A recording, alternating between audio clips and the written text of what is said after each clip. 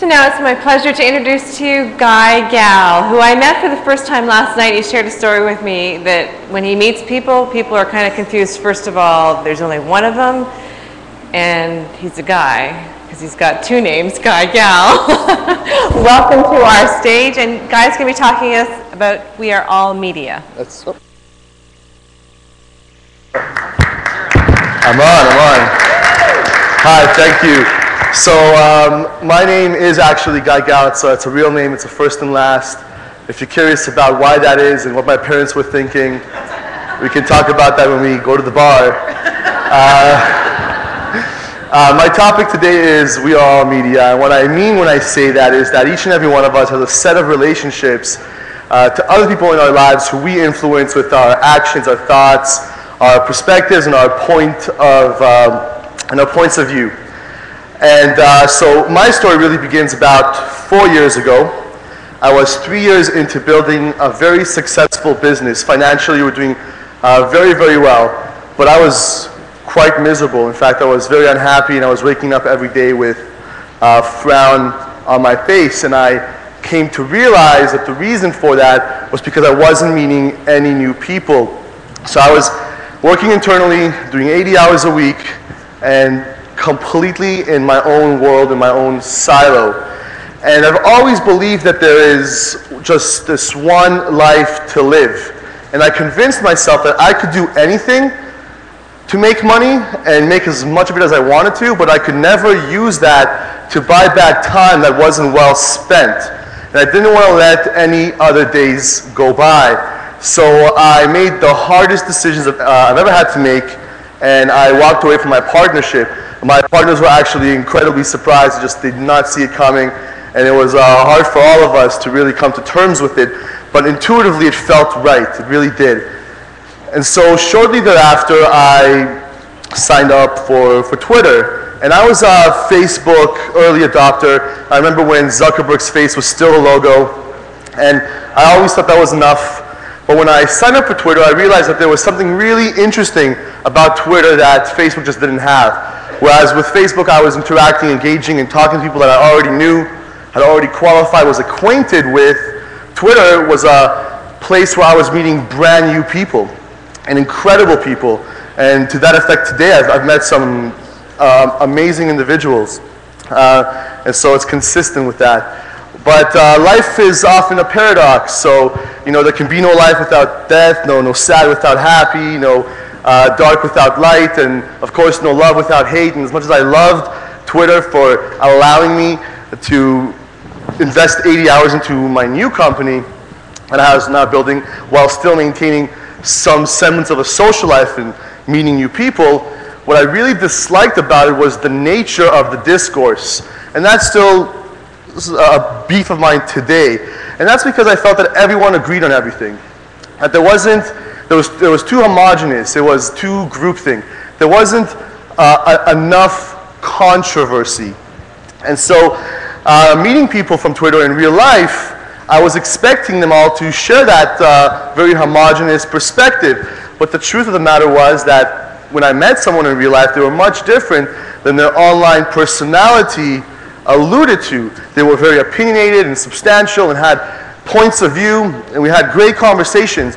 And I was so curious as to why they weren't expressing that online. And I came to realize that, for the most part, these were people who were new to the internet and didn't necessarily understand the etiquette, didn't know what was okay and not okay. And so they were very bashful about being themselves, very bashful about expressing who they really were and what they really thought, you know, for fear of losing a follower or whatever the case.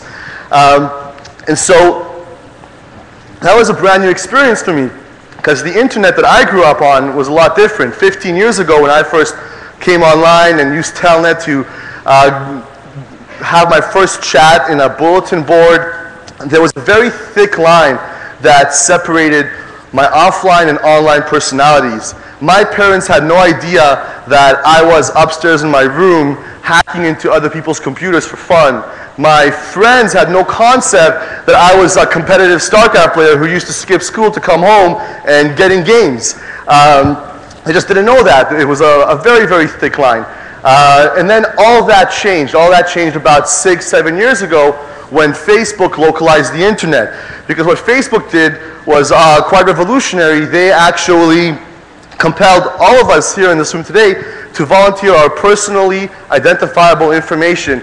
And so I went from being Fallacy online, that was my handle, my name, to being Guy Gal.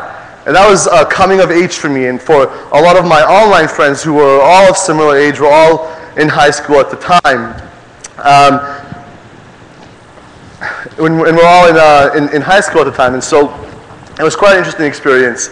And I felt an obligation, meeting people in real life, to call them to that very same action, to let them know that it wasn't about trying to please everyone, but rather about expressing themselves and being who they really are. And I feel that what happened too when Facebook localized the internet is that they, at the same time, commercialized it. They put the media on social, because the internet had always been social, but once you were targetable and marketable and trackable, it became a commercially viable space for brands, and with that, a lot of new people entered the internet. And I think that still remains a lot of question about what the etiquette is. What should you say online versus what you should say offline?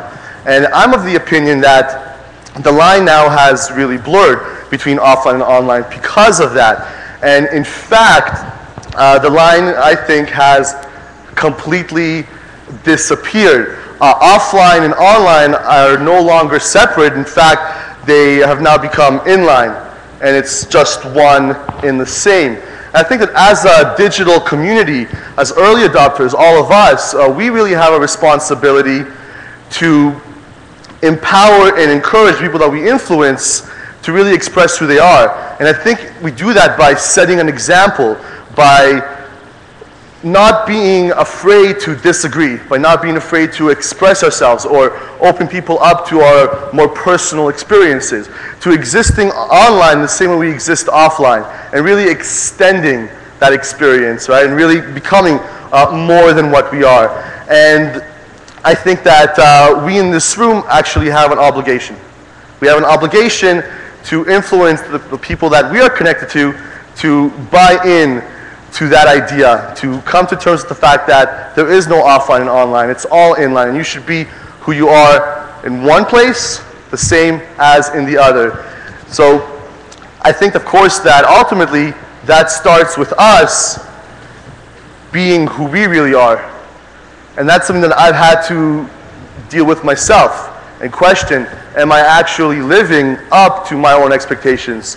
And so we are all media, each and every one of us. And if we encouraged everyone that we interact with to be a little more courageous, I think we'd have a much more healthy digital community, and we'd enjoy our relationships better. We'd have much better conversations. That's my call to action to you today. Thank you.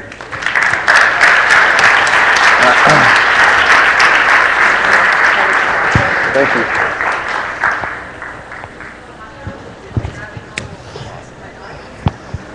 I'm on now? Okay. Thank you very much, Guy Gal.